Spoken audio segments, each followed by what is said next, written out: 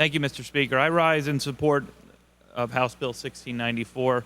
While I agree with some of the comments made about the amendment that went in and how it could prevent the bill from doing what it's supposed to do, I rise in support of 1694 at this time because we need to move it along in the process, and it is something that's much needed. One of the first things that comes to mind when we talk about this legislation was the trail of five women that came to my office. All had lost sons due to this epidemic. They all lived in the same small town in the district that I represent. While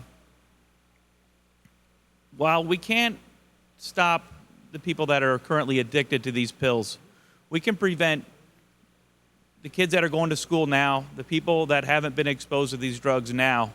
We can prevent them from access to this. These drugs are very addictive. They're very powerful. As you mix these drugs with alcohol, they become deadly.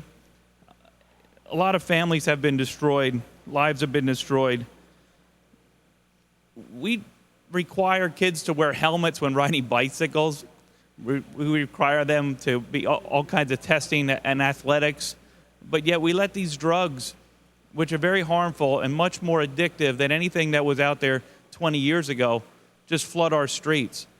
Like many of my colleagues in this House, we have an epidemic, and I call it an epidemic because it is. When I see the list of kids that are being sent to jail for burglaries because they're addicted to drugs, and by not putting this in place, we're not giving our doctors and our pharmacists the tools that they need to start combating this.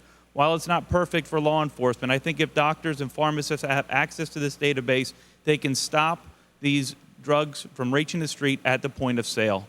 That's why I rise in support of 1694, and I would ask my colleagues to do so as well. Thank you.